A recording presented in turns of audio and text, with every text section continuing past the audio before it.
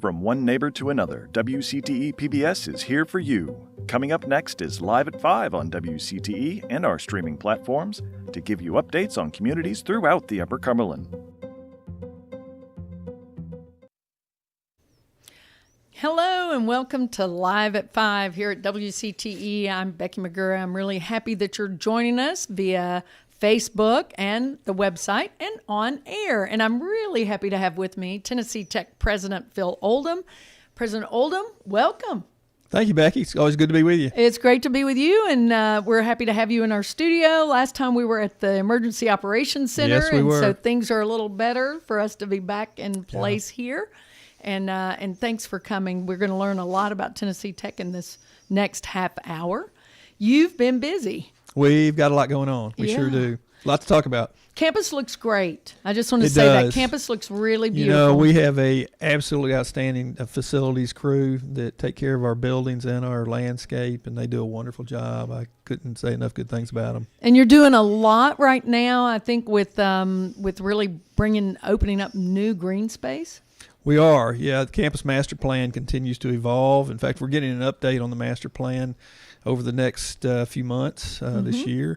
But yeah, we're actually a little bit ahead of schedule in terms of where we started a few years ago, and a lot of that plan was to green up the central part of campus, and so a lot of the new construction is finishing up now, which is wonderful, but that gives us an opportunity to then follow up with some road work and some green space development. Great. All right, we're going to talk about some of that new development on campus as far as buildings. You got some new buildings, some opening soon, and we're going to talk about graduation, which is coming up this Saturday. Also about how you're going to be opening up campus again.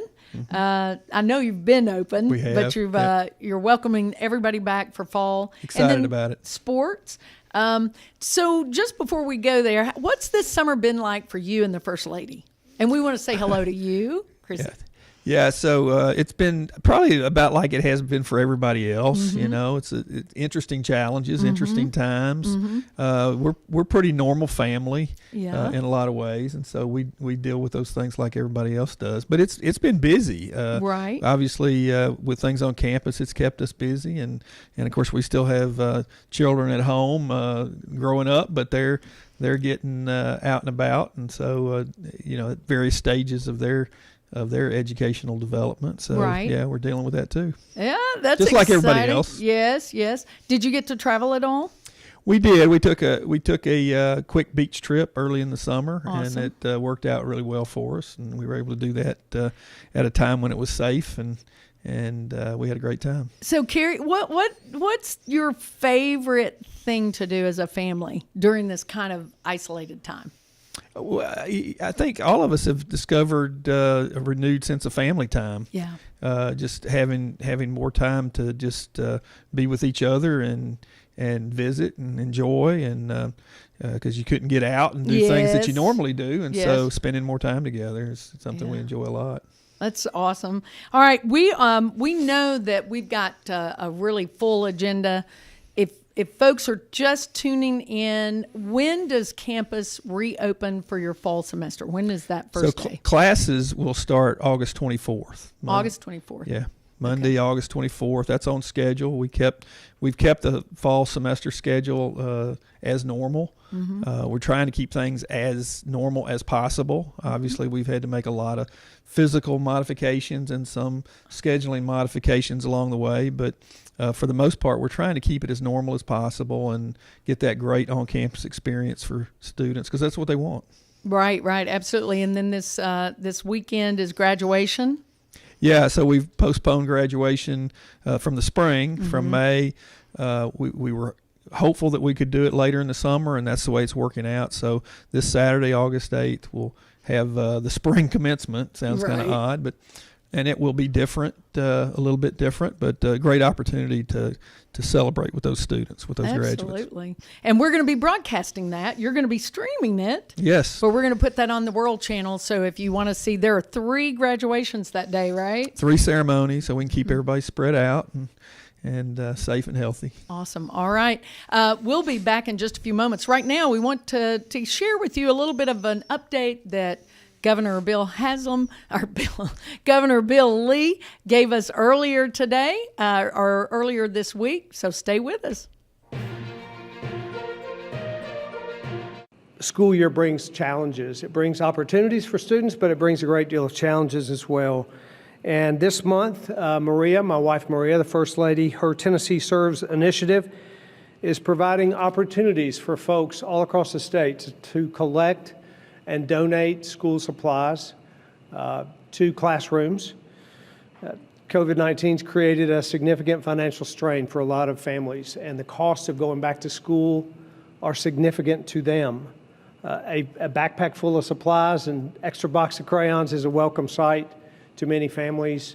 So I encourage Tennesseans to go to the First Lady's website at tn.gov and see how they can participate, how they can be a part of making contributions, of collecting supplies for kids, and making it just a little bit easier for families as they take their kids back to school. This funding is intended to support relief and support for issues around COVID.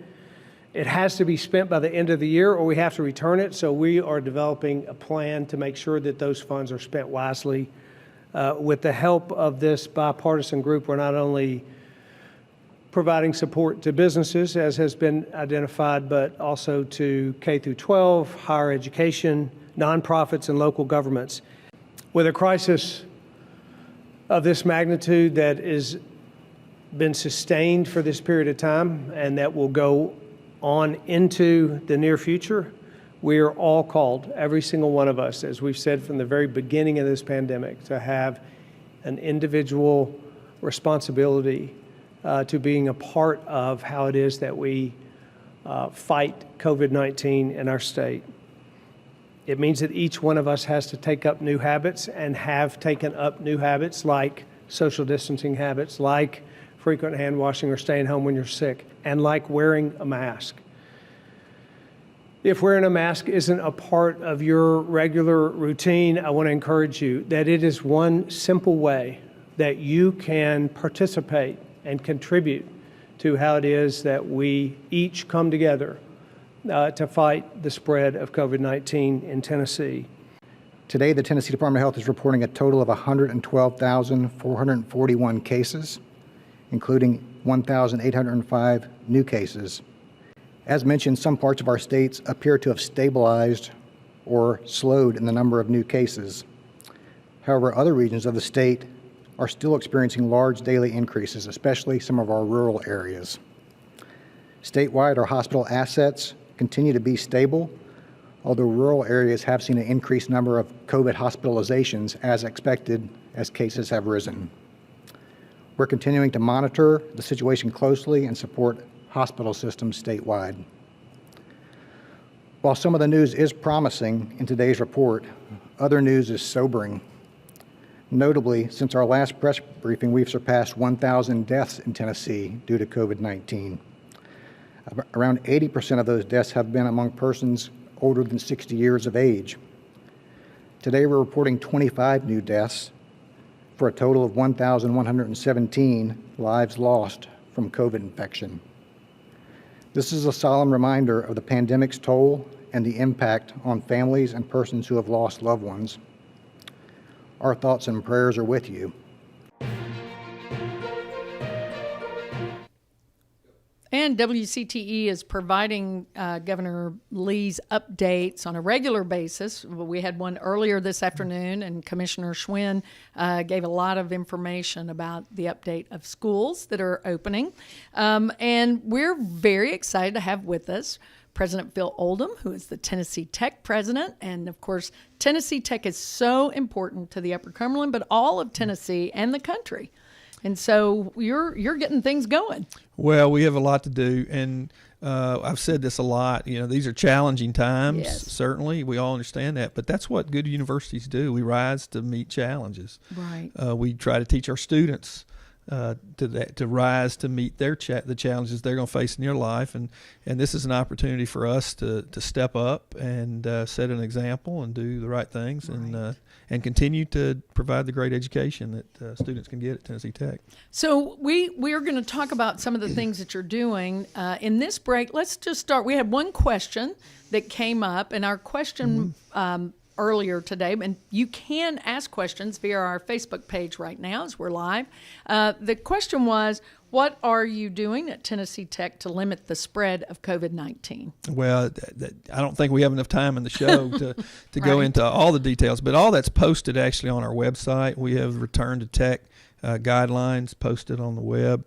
There's a version for faculty and staff, and then there's another version for students, particularly, but it's the same plan. Okay. And the plan is basically to follow all the state and federal guidance on safe practices. So we paid a lot of attention to the Centers for Disease Control and what their guidance is, and we know that changes from time to time as we learn more about this particular virus and how it spreads and how it affects people. There have been updates, and so we try to keep abreast of that. But fundamentally, it's the things that you hear about in the media all the time. It's social distancing, so we spread people out on campus. We've gone in and physically modified all our classrooms so that students could be in class, but they're at least 6 feet apart. We're also requiring face masks. I love that for everybody in indoor spaces. Right. And so face masks, face coverings. Social distancing, hand washing, really emphasizing hand washing. And so we have stations set up at the entry points to all the buildings with hand sanitizer available. And and so we're limiting gathering size in a lot of cases. And we're really encouraging a lot of online meetings through various technical platforms. So a lot of our meetings are virtual at this point in time. Okay, and so can the public buy those Tech Strong masks or your purple mask? Do you have those somewhere? These are available to our students. We actually purchased these along with some purple ones for students. So we'll be handing those out to students as they return to campus primarily. But there are, I don't know offhand, but there are opportunities for people to get tech labeled face coverings as well. I want to talk to you a little bit about the graduation ceremony Saturday. We are covering it live. You're doing it via stream. We're going to be rebroadcasting that stream out over the World Channel. Bobby Adams has got that planned, right, Bobby? You're working on that. And so can you share with me how that's going to impact families who may be going to graduation? Sure. So we've put out a call. We asked for RSVPs of individuals that are planning on returning for commencement. We've spread them out into the 3 different ceremonies to try to get limit the number in the Eblin Center at any one time. The graduates, it'll be different. They won't process in like they normally would. Actually, they will simply check in and walk to a seat on the floor. So they'll go ahead and seat themselves. The seats are spread out on the floor of the Eblin Center. We have taped off areas in the audience area so that people can stay spread out there as well. So, and the ceremony will be kept relatively short. Okay. The names will be called. They'll walk across the stage. We are going to require face coverings on everybody throughout the entire ceremony. But they'll have a chance to walk across the stage, get their diploma cover, be recognized among their family and friends. And then actually at that point, they'll just walk straight out to leave. So everybody won't have to come and go at the same time. Oh, wow. So it's a way that we can keep everybody, I think, safe and healthy, but recognize these graduates for this great achievement. Right. So this is tremendous, and I'm glad that they're at least having that opportunity. I know of graduates who did not get their ceremonies. Well, and for those that can't come to this one, we're also giving the opportunity for those May graduates that wanted to defer and try to walk in December or even next spring, May. We'll still recognize them when they can come back. So we wanted to go an extra mile to help these students out. Well, you're student focused, and I'm so glad about that. I'm so glad that WCT can partner with you on that as well to share that out to the Upper Cumberland and Central Tennessee. All right, we'll be back in just a few moments, so don't go away. We have more to find out about. I want to know about the new fitness center. We're going to learn all about that when we come back.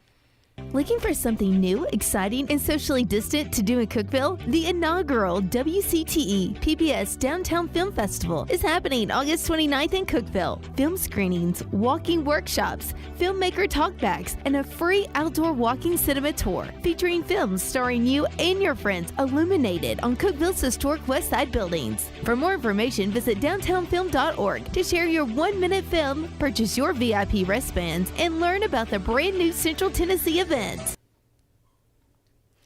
All right, we're here with Tennessee Tech President Phil Oldham, and we're learning all about Tennessee Tech on this Live at 5. Of course, it will repeat tomorrow in case you have folks you would like to tune in live today.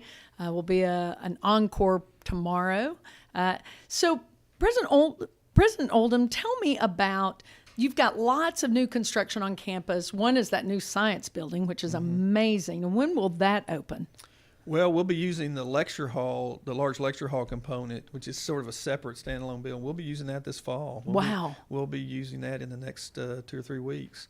The main part of the building, we'll probably start moving into it somewhere mid to late October.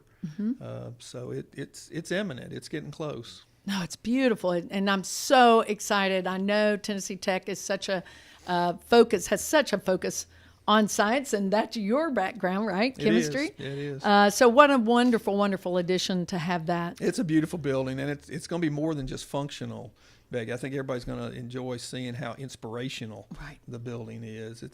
We're going to have artwork in this science building. Oh, my goodness. Hopefully challenge everybody to think a little bigger and bolder. Oh, that's great. I'm really excited also about what's the new fitness center, but it's the Mark Burnett Center, right? It is.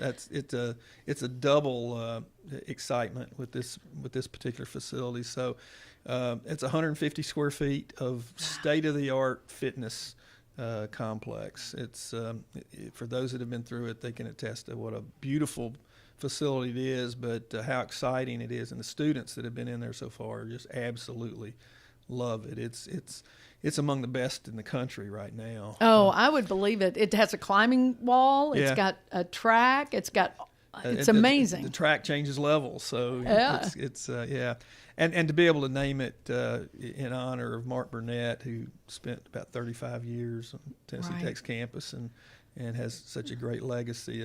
That's tremendous. So we're excited about it. Mark Burnett, a former board member of WCTE, and just has been and was an incredible student athlete as well as an administrator. So I think it really, honestly, what a perfect thing to do.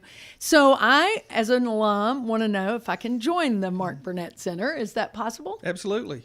Awesome. Yeah. So it's not just for students. No, it's students funded this building. Right. Okay, so Tennessee Tech students, past and present and future, have an opportunity to use it. Now, former students, alumni, have the opportunity to purchase a membership, right, and can access it in that way. So all that information is available online on our website. But yeah, it's just like the old fit. The same situation applies here. So what are you doing with the old fit? I know that's the other question, folks. So it's still got a lot of useful lifetime in it. We had 2 main needs on campus, one of which is an academic need in our Department of Exercise Science. And so they'll be using it starting this fall to teach some classes. Wow. Exercise science in the old fit, but also athletics. So athletics needed practice gyms for men's and women's basketball and volleyball, and so it's a perfect fit to meet some of those needs as well. So it's a great partnership between athletics and academics, and we're looking forward to that building now having a a second generation Right. lifetime in another way. That's super. What are you doing about fall sports? Like, what will football actually happen? Well, that's our plan. Okay. Absolutely. We're working really hard, and I think everybody probably understands that the national landscape for football and other fall sports is sort of a ever-changing landscape. But we feel really optimistic about it right now.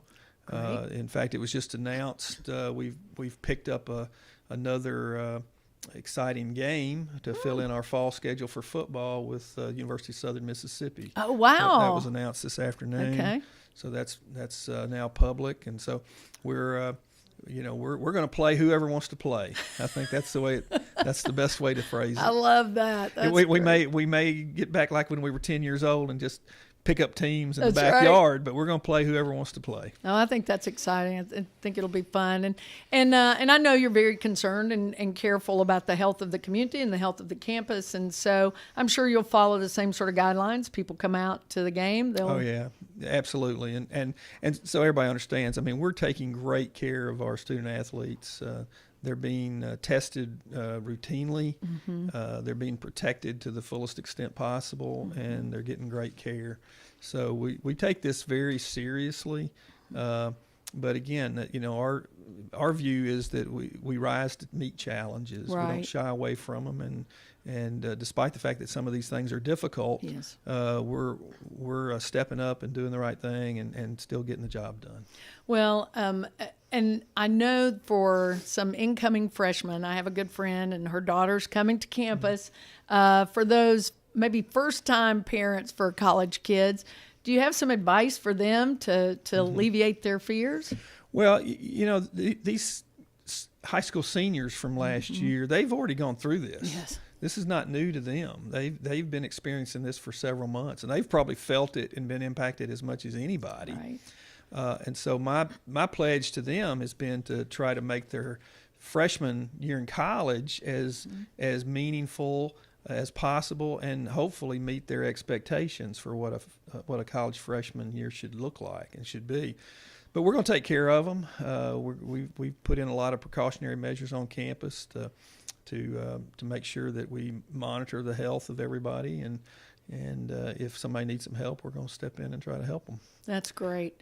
One of the things I want to ask you about is Tennessee Tech's commitment to diversity. This has been a challenging summer for our country, for our community, and yet, I think we're a great community to have a thoughtful conversation. So, what does Tennessee Tech stand on diversity and inclusion? Well, we've been a major proponent of diversity and inclusion for many years at Tennessee Tech, and certainly currently it's had a renewed focus on campus.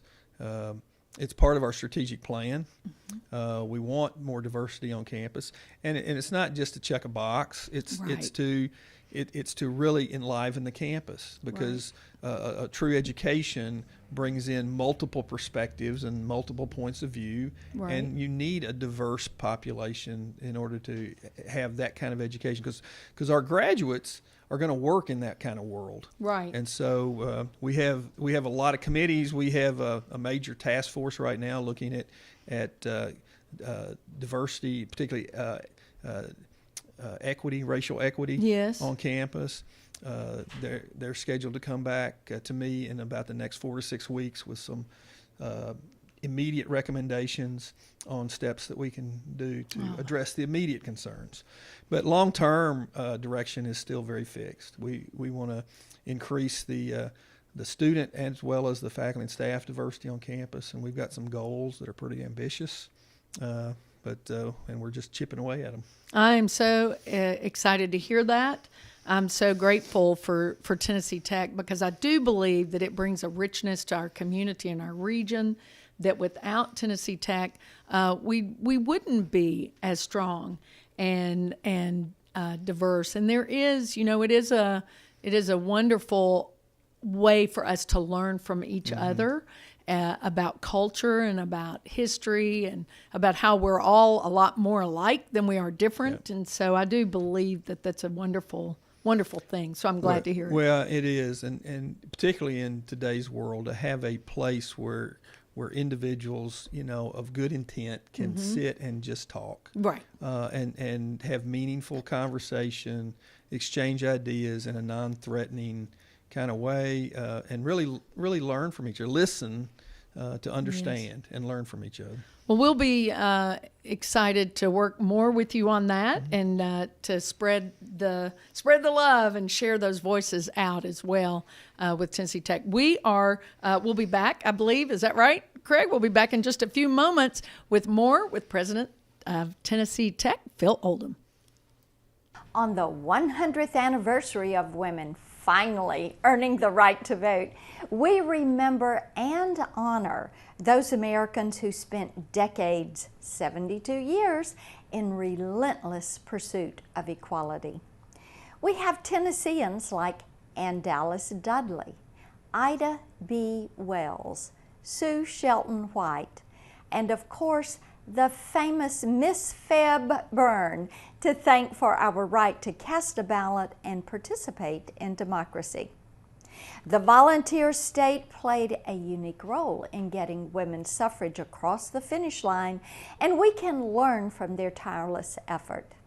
As Ann Dallas Dudley famously argued, "This is a government of, by, and for the people, and only the law denies that women are people." It is my hope that we honor this history by making a difference in our own communities so that we might create a better nation for the generations that follow. All right. It is Election Day, actually. This is our live coverage, Live at 5.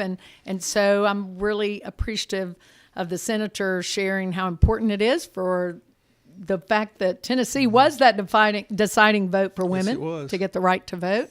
And so I hope everyone exercises their right to vote today. So I understand that you are returning to the classroom. I want to hear about that. I am.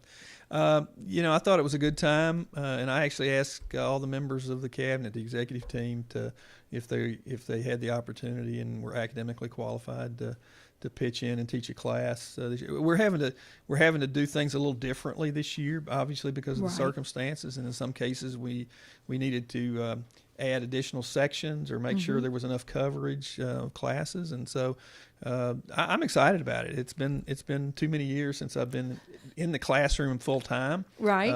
And this is one class that I haven't taught in a number of years, and the technology has changed dramatically. Yes. So I'm having to go back to school myself to understand how to manage all the technical gadgets that I have to do now. But it just shows what the faculty do on a routine basis. They do a wonderful job, and they, the faculty at Tech, they took our conventional on campus in-person classes to fully online, 100% online in 2 weeks during the spring semester. A phenomenal feat. Great compliments to them. And so it's a joy for me to get back and talk some chemistry. Actually, yeah. So and I'm looking forward to it. Upper division or? It is. It's I got one seat left, Becky. So if you just have a burning desire to learn about quantitative chemical analysis, that'd be scary. You're more than welcome. I would love to, but I don't think I would be your shining star pupil, but it would be really awesome. So I'm glad you're doing that, and thank you to the whole cabinet for stepping in and working to be part of the team, because that's really what it's about. Well, we're all about students. Yeah. We talk about putting students first, and that's what we try to do. No. Well, thank you so much for this time. As I knew Becky. we'd run out too soon. Don't, get people to tune in tomorrow and watch this as an encore performance. But right now it is live, and we hope you'll join us next week for WCT's Live at 5. Wings up. Thank you for joining us at Live at 5. Be sure to tune in next time for additional updates on communities throughout the Upper Cumberland. From one neighbor to another, WCTE PBS is here for you.